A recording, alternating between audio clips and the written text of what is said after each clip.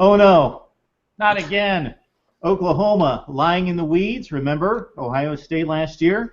And our first mega matchup of the Big 12 season. Oklahoma State, are you for real? Are you ready for prime time? Okay, this is Big 12 Breakdown. It's a Wednesday night. It's 9 o'clock Eastern. It's 8 o'clock Central. So this is the place to be, and we are diving into Big 12 football each and every Wednesday, and it's a whole lot of fun usually, but this week, starting this week, and for the rest of the season, hang on. This is going to be a wild ride with all the big boys playing each other each and every week. So we're getting a taste of it this week, and then it gets really heavy throughout November. And we have the best bloggers in the Big 12 to tell us about it. So from the left to the right, we got Gerald Tracy of Cowboys Ride for Free talking some Oklahoma State from SB Nation.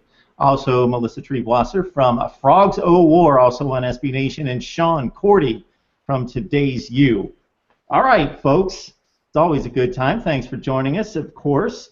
And let's talk about these college football rankings. So we've got Baylor at 6, TCU at 8, Oklahoma State at 14, OU at 15. Doesn't mean a whole lot right now, but we get a feel for where the College Football Playoff Committee is leaning in terms of giving some teams that have a loss a little favoritism because of close losses, losses to substantial teams, i.e. Notre Dame losing at Clemson. And then we see where maybe some undefeated teams not getting as much love because of maybe some schedule issues. So, Sean, we'll start with you. Let's talk about the college football playoffs and your first take on this. Yeah, I think at first I was shocked more than anything that TCU was at 8.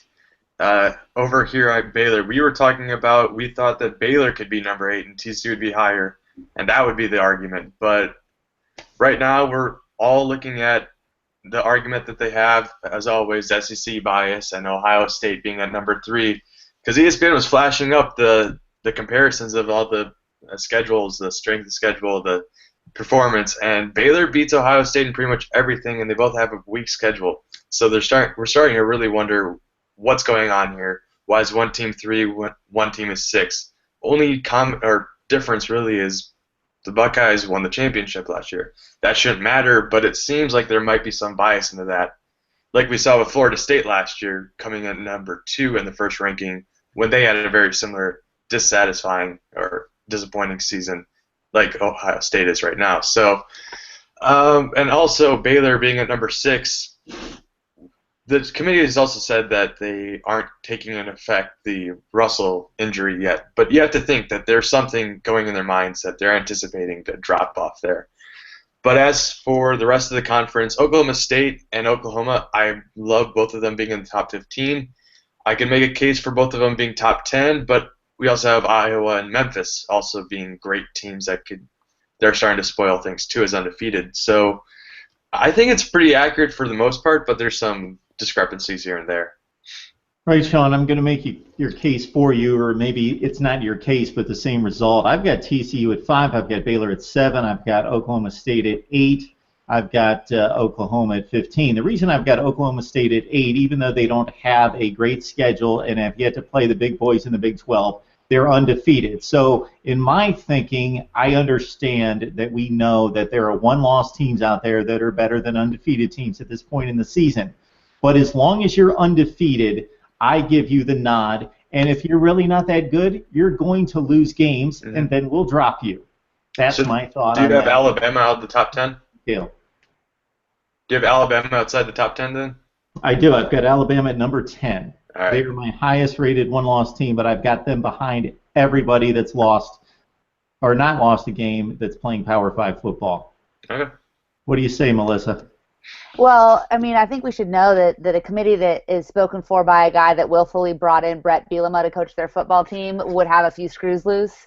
And I have legitimately have zero problem with where TCU is ranked. Put us number 8. I don't care. Please, Lord, give us a chip on our shoulder. Lord knows that has been lacking for TCU to start this season. So give Gary Patterson a reason to get angry ahead of Oklahoma State, and he will get angry. And the last time he was really, really angry was before they played a team in the Peach Bowl, and it worked out pretty well. I also have no problem with Baylor being ranked ahead of TCU at this point in the season. Their wins have looked on paper more impressive. And if you're not watching games and not taking everything into account and looking at paper, which they have to do for some of these teams, then sure, go for the team that's blowing guys out. I have no problem with that. I also have no problem with them using comparison scheduling. And Jeff Long came out last night and said, oh, we ranked Baylor higher than TCU, despite the fact that TCU does have an out-of-conference Power 5 win, because they looked more impressive against Texas Tech, Baylor did. So didn't really take into account the fact that, TCU played at Lubbock. Again, miracle win, fine, don't give us credit for it, whatever. But that, Baylor got that at a neutral site and also with a banged-up Pat Mahomes. Okay, fine. But how can you say that you're using Texas Tech to rank Baylor ahead and not taking into account the scores of the Iowa State games or the West Virginia games? That's what doesn't really make a lot of sense to me, what I find kind of interesting. You kind of need to, if you're going to use that logic, use it across the board. Don't just use it solely in the one game that you pick and choose. Yeah, if you're going to make certain arguments, if you're going to value a certain argument particularly to a certain team, obviously you have to be consistent. So to extend your argument looking at the Minnesota game, yeah, they're not a great Big Ten team. They're 4-4. But this committee is valuing Michigan as the best two-loss team in the country. Minnesota just took them to the 1-yard line and could have knocked off Michigan. So Minnesota's in spots they can be very tough, and they play TCU well, and Michigan's supposed to be the best two-loss team in the country, and Minnesota took them to the hilt, should have won the game had they had better clock management. So, Gerald. Any clock management, just any clock management. Yeah, 4 plays with that time. My goodness, you got a timeout plus you're lined up, and yeah, but you're going to be running guys in motion and shifting and everything with the clock going 12, 11. Crazy. All right, Gerald, what do you say about the college football?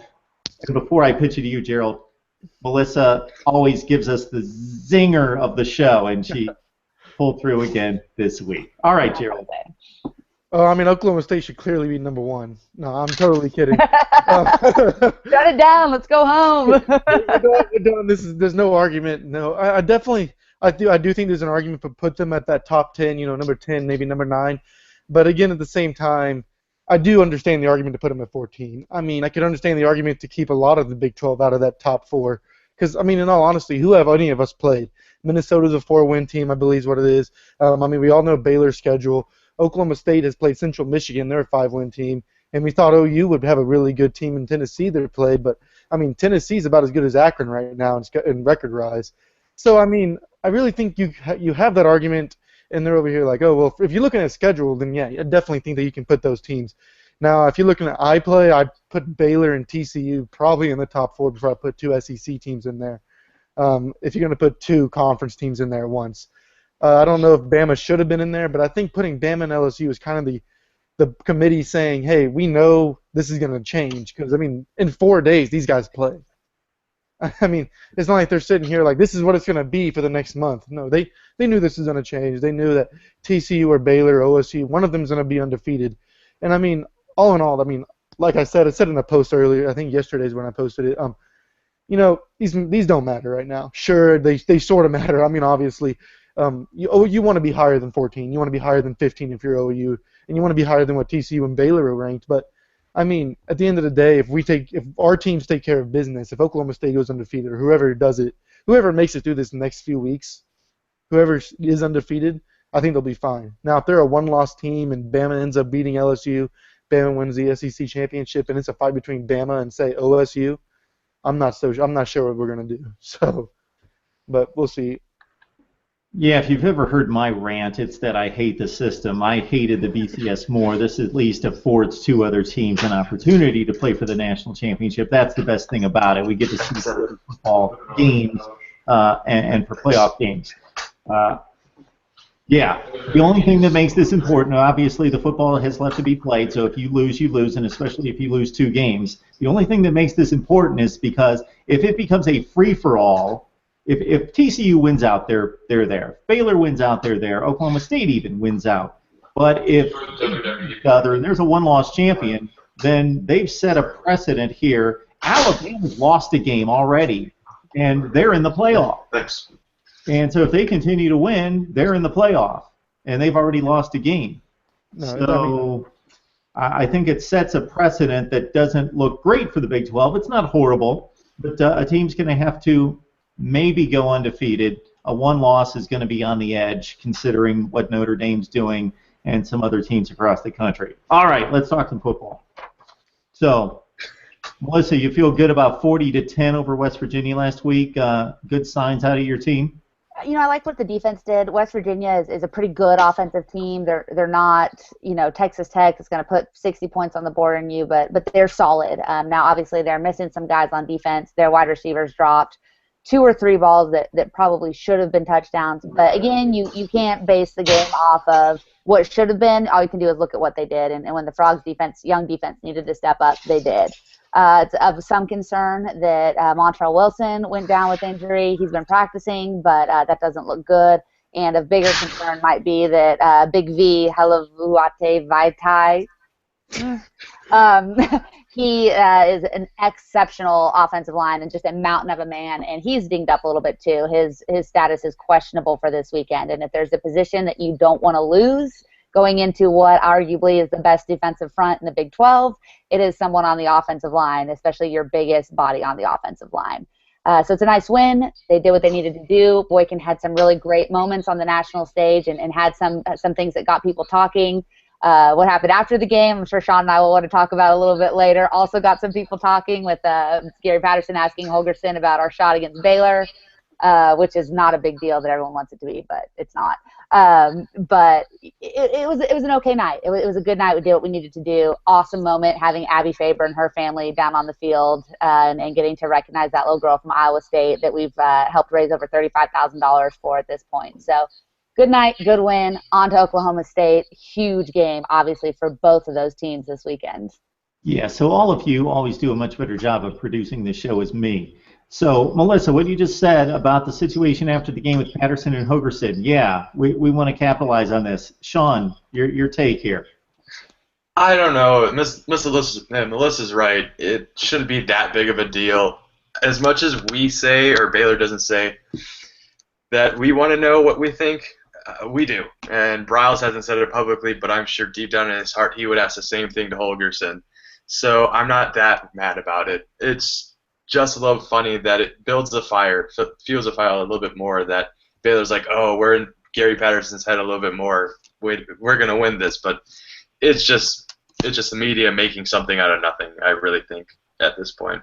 It's coaches. I mean, I've been a coach for over 20 years, and I actually wrote a post on Frogs of War about that today, that I had a huge rival when I was coaching high school basketball in California, and they were the top dogs. They were the back-to-back champions. They were the ones that we were all looking at. They had the great offense, the great players, kids that were college-bound. And, you know, any of the coaches I had a relationship with after the game that had just played that team, always, hey, man, what'd you think of Dio? Do you think we got a shot against them? What can you tell me? And it's just what coaches do. You sit around, you talk, and it's not because you're only thinking about that team.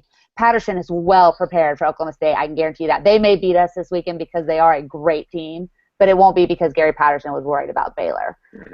Him and Holgerson are friends. They're good buddies. They've known each other for a long time. WVU had just played at Baylor. I don't think it's that big of a deal, but I love the constant denial between the fan bases of how non-obsessed with each other we are, which only goes to show that the fact that we talk about how non-obsessed we are just shows how obsessed we are with each other. And let's just own it. We're obsessed with each other. All we care about is beating each other. Any one of us would probably go 1-11 this year as long as that one win was against the other. And that is what makes this rivalry so wonderfully awesome, and I love it. I love it. I love that Patterson's feeding it too, even if he's doing it accidentally. All right, that sounds like a good read. So everybody read that one. It's not the typical pre. It was fun. It was a fun post, yeah. Good stuff. All right, and maybe Dana Holgerson has a high five for Jarrett Whittam. Maybe they already played, so he doesn't. All right, we were actually talking defense before we started to record, if I remember. It was a short conversation. All right, Gerald, talk about your defense. Oklahoma State. It's a little bit. Oklahoma State's defense has been good all year. I mean, obviously, if you look at the scoreboard from last week, you think, wow, 53 points in that whole game. I mean, obviously, you never want to have that kind of game. It's not the one you want. But I want to say it was like 20 points allowed, and it was less than 25 in the second half, which is a lot better because a lot of those points came in the first quarter.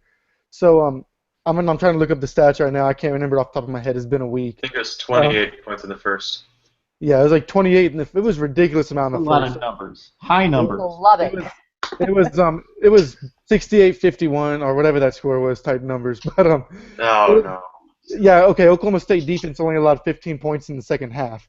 So I mean, like, just looking at that, Oklahoma State, not we, sorry, they make really good adjustments going into halftime. We saw that against Kansas State whenever they went up before half because every man down there is a quarterback, and then we saw it a couple times this year. You know, the Oklahoma State defense will allow some points in the first half and just stop in the second half. However, last week we did see a little bit of banging. Past few weeks, actually, we've seen some injuries hurting the defense. At West Virginia, Kevin Peterson, when he went out in the second half, that's when West Virginia really started to move on offense. Corner, really good guy. Last year he had held Kevin White under like 30 yards. That's just saying how good that guy. He held a first-round pick under 30 yards. That's pretty good, and he's done stuff like that throughout his career. He's a little banged up. I think he has an injured thumb. Other corner, Ashton Lampkin's also a little banged up. So, you know, we're having to really put in the younger guys, the backups in a lot. So that's been a little bit of a hindrance the past few weeks. And then we also have some, you know, Jimmy Bean, the other guy, the other defensive end. You know, Ogbah's everybody hears about, and he's fantastic. But he can't do what he can do if there's not another guy taking away some kind of attention on the other side. And Jimmy Bean's been that guy. And Bean may or may not be injured. There's a lot of news swirling around Stillwater right now that he may be out for the year, that he may be out for a game, or that he's in a play. Like, nobody knows what the heck's going on, and we're all still trying to figure it out. So whenever we know, everybody else will know. But yeah, that's pretty much all we got there. But I mean, defense is good, and I think they could stop a guy like Trayvon Boykin. But you know, past few weeks when I've been watching TCU, Boykins look like a man possessed. It's not fair.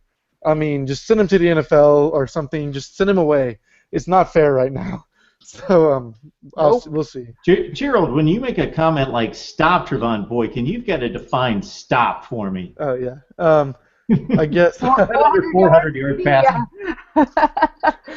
I mean, I don't know how you can stop him. I mean, it's kind of like, you know, when people go like, "How do you stop Emmanuel Ogbah?" I mean, you can't. You just got to hope to slow him down.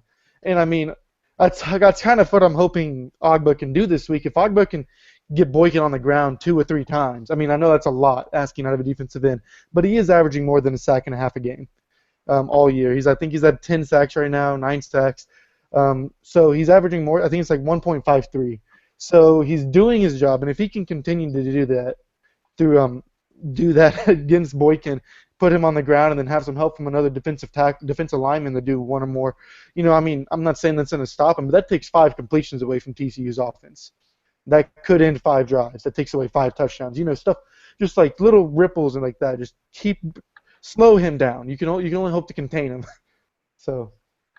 All right, Big 12 Breakdown your way every Wednesday at 9 o'clock. Melissa Treebwasser, Frogs of War, Sean Cordy of Today's You, and Gerald Tracy of Cowboys Ride for Free. Before we dive into this week's games, and we're already talking some Oklahoma State and TCU, as long as the football's this exciting and the teams are on the map nationally, when we're talking Baylor and TCU in particular, it kind of diverts what's going on at Texas. But before we dive into this week's games, any thoughts about Texas? Talk about FUD. Now, they've had a bad season, but the TCU game, somewhat explainable by this. They're playing one of the best teams in the country. They had the monumental win against Oklahoma. They've played some other games close. Oklahoma State could have been a win. So despite the bad record, they've been in games against good teams for the most part. And then, wow, Iowa State 24-0. Sean, do you make anything out of this? And does this really put Charlie Strong on the hot seat? Oh, gosh. All right, I'm going to say I actually picked Iowa State in this game. It's going to sound crazy. No, you didn't. I did too. I did. Wow. Hats off, gentlemen. So here's the thing. I love what they did, their moves that they've done the past few weeks. Firing Mangino was the first step. Second was taking out Richardson. And Richardson was not the quarterback that would fit this new offense coordinator system. It's more of a pocket pass, behind the center kind of deal, not shotgun. And it's dominated by the run game, which Mike Warren is emerging as one of the conference's best running backs. And they just figured it out the past few games against TCU, at least in one half against TCU and Baylor. combined the two halves against TCU and Baylor, the two good halves, they would have won by like 2 scores. So there's something that's going on right, and they finally clicked together for all 2 halves.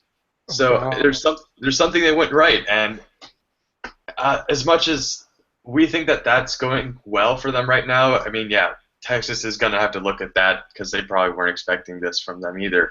So Charlie Strong probably is more in the hot seat now. So it's a really mixed bag of nuts right now.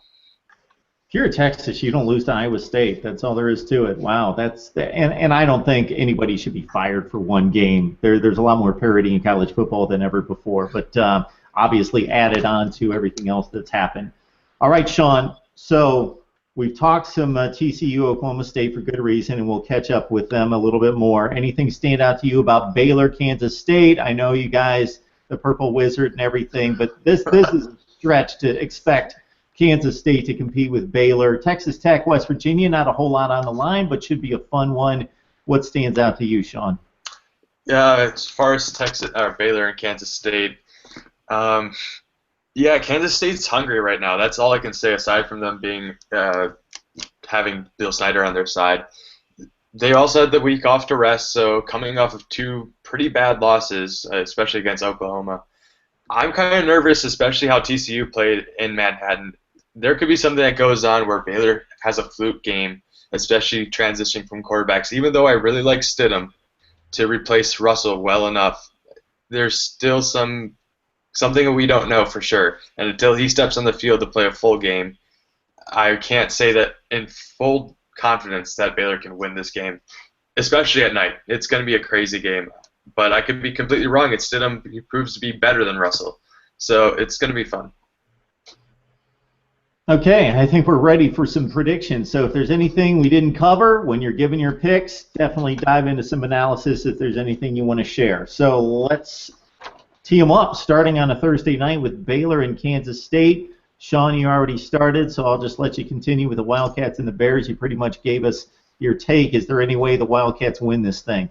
Yeah, Wildcats win it if they figure out a way that they can dominate the run game. If they can figure out a way to penetrate the defense line, Baylor's getting their Andrew Billings back right now, and they have one of the best run defenses in the conference. So if they can figure out a way to stop that and not try to turn the ball over, which Baylor's surprisingly good at turning the ball over. They've had a turnover the past 24 games, the longest streak in the nation. So if they could just have ball control, keep the ball out of Baylor's offense's hand, they have a shot at winning.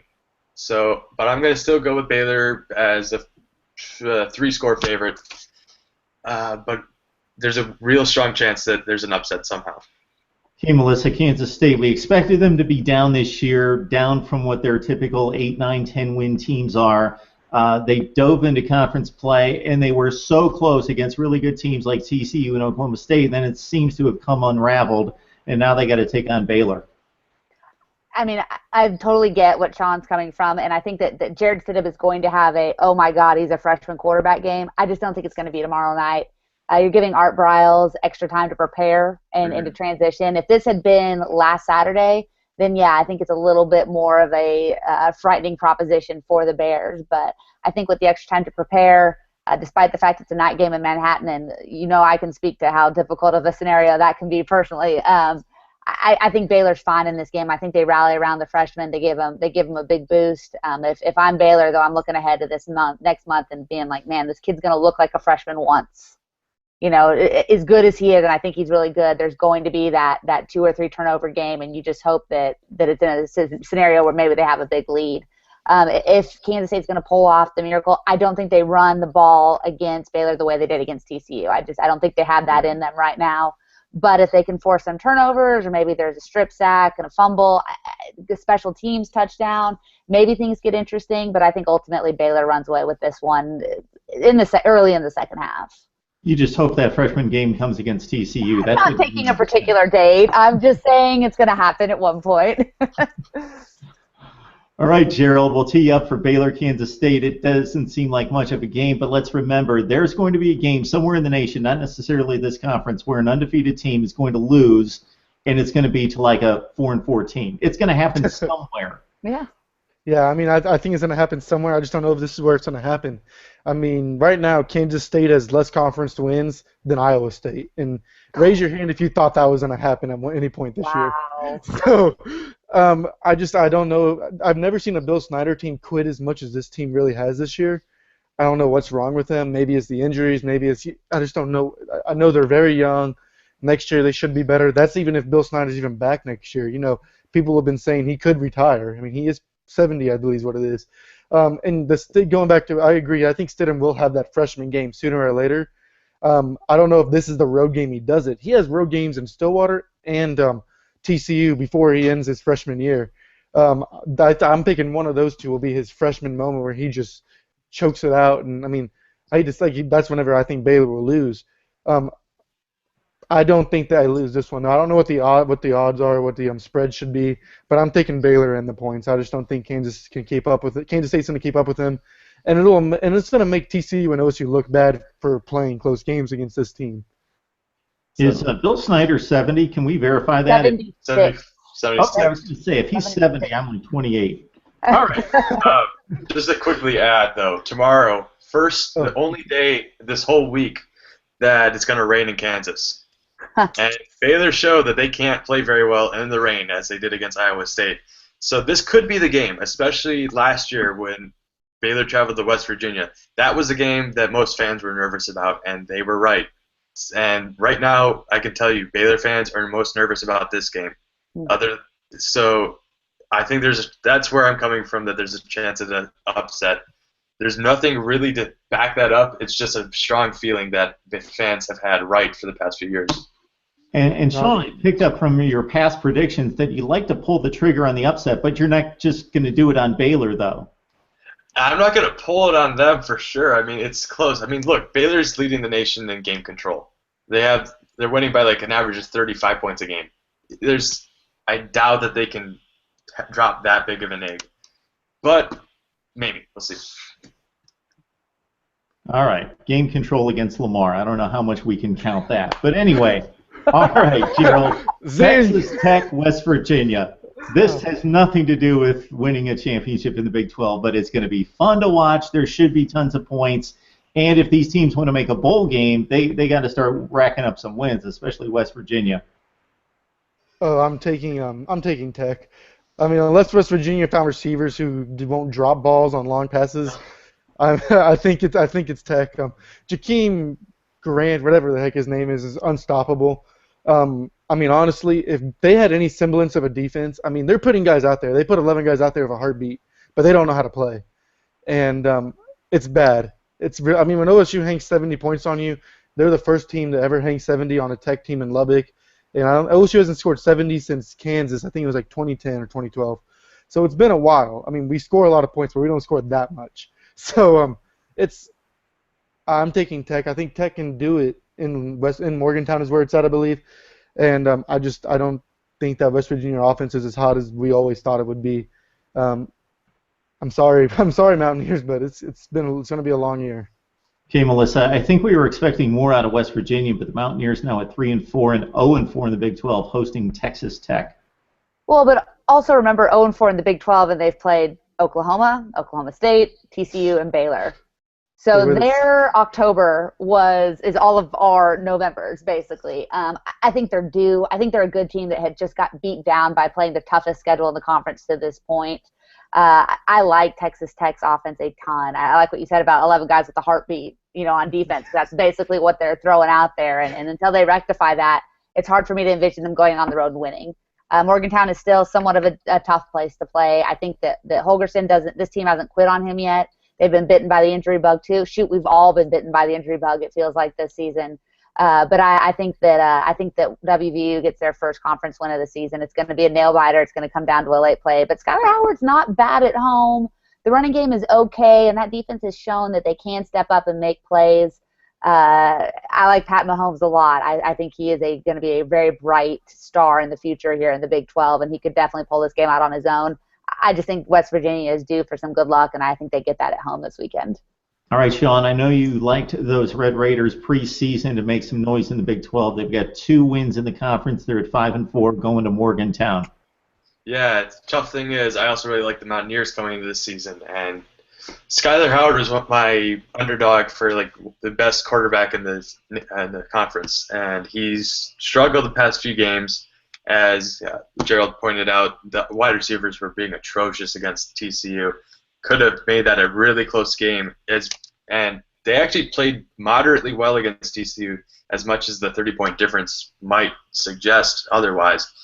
But I'm going to go with West Virginia here. The home field advantage is going to be really strong. Skyler Howard's going to be able to pull something together at home. Yeah, we're going to go with Mountaineers. Okay, we'll give the Sooners a break this week. I'm sure we'll talk a lot of Oklahoma football. Does anybody give Iowa State a chance? Does Iowa State win at Oklahoma? Anybody? No second week for Texas kind of game, no. No, Iowa State gets one big win a year, and I think they already got it. All right. I hope. All right. Kansas gets one big win a decade. So they're going to Texas. So does Texas Oh, God. 2 weeks in a row? I mean, it's not like you're not going down there and saying, oh, Kansas hasn't looked decent at times, because there's times where you're like, oh, this could be a football team. But I mean, you look at Texas, and it's like, wow, they're a 2A Oklahoma team right now. Like they're a 2A high school team. They just run the ball 30 times and they throw it occasionally. So I mean, I'm gonna take Texas because I don't know if Charlie Strong is that bad of a coach to lose to Kansas. But I mean, I wouldn't be surprised if this is a game like the Texas Tech Kansas game a few weeks ago, whenever Kansas had a chance to win it, but they choked. Mm-hmm. I mean, I'm taking Texas, but I think it's going to be a close one.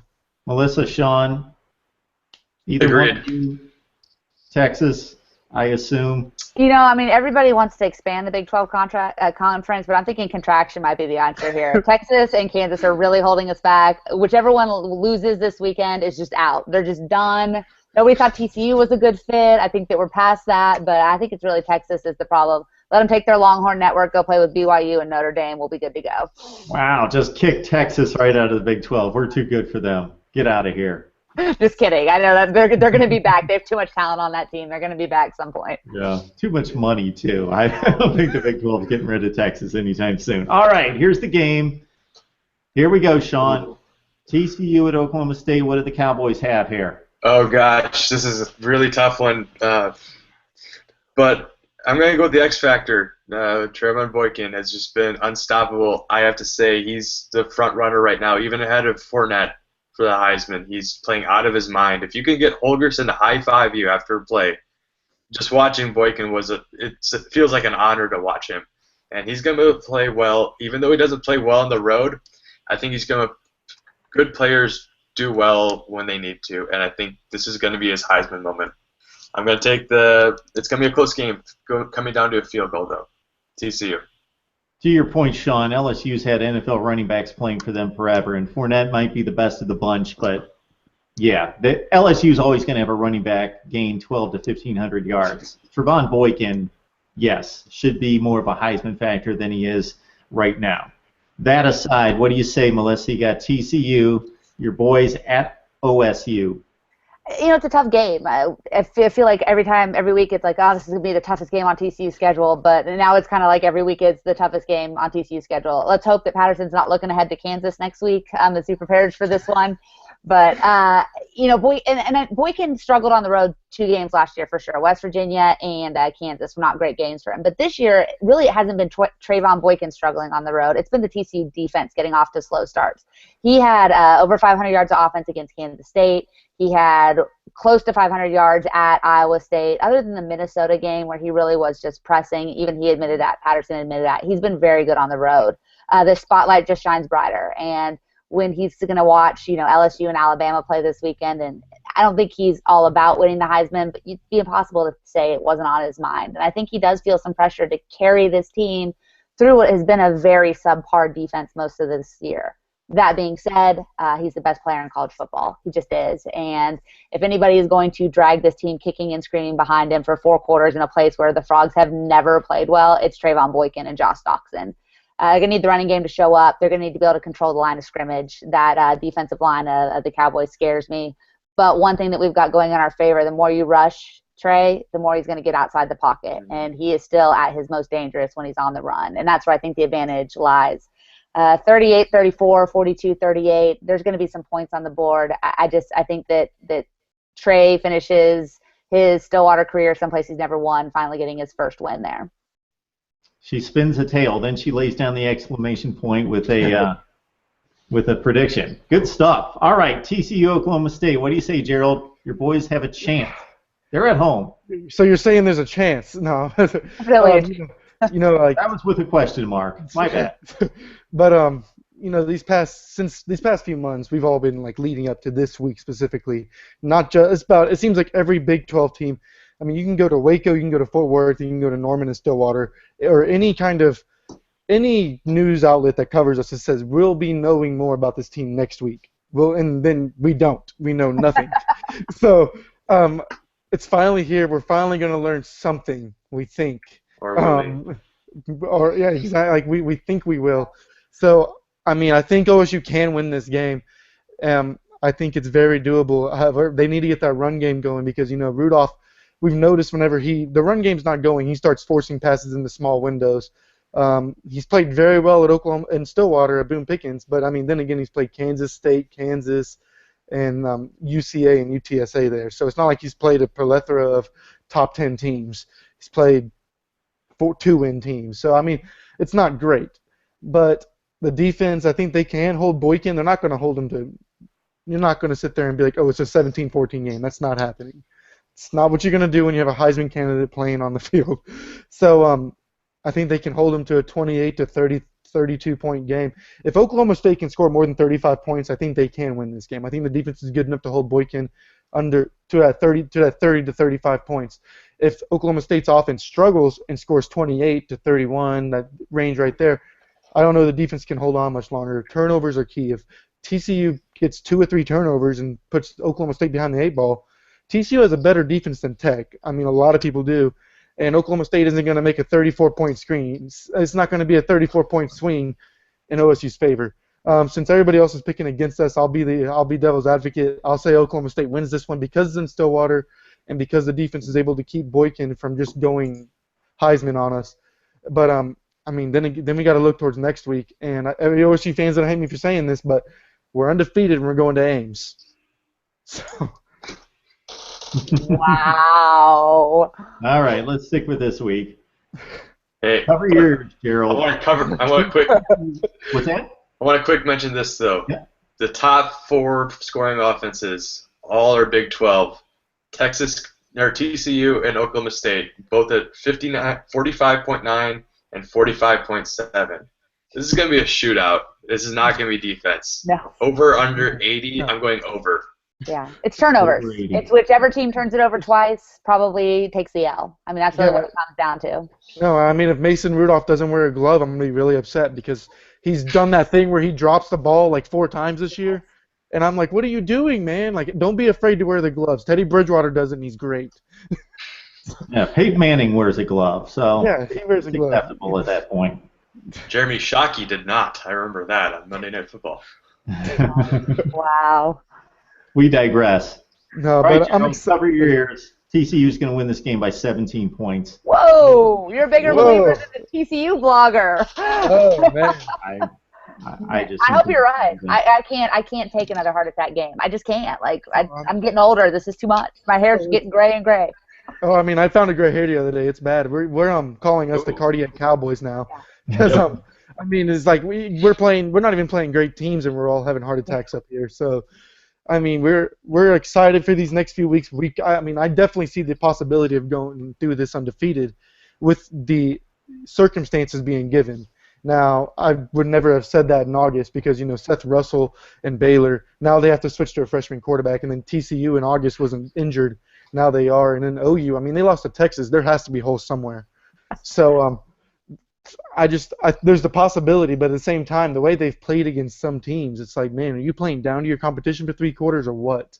So, I'm really excited. Plus, Mike Gundy did admit that there is a package existing where J.W. Walsh and Mason Rudolph play at the same time. So if that happens, that's coming out. And he admitted it was a thing. He admitted they have packages, and we have a thing on the site actually. It's Chalk Talk, where one of our guys kind of dissected how different teams have done that. And if that happens this week, I mean, I think that's a scoring play. So This will be the week that it happens because our freshman corners and our freshman linebackers that are safeties, if you're going to pull out a trick play against TCU and be super successful, this is the week to do it. So great. Now that's one more thing I get to watch for. Yeah, it's fun.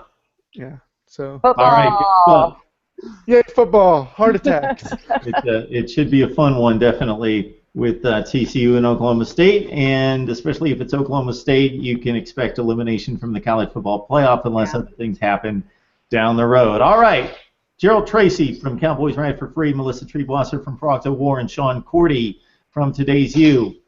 Thank you so much. Great discussion as always.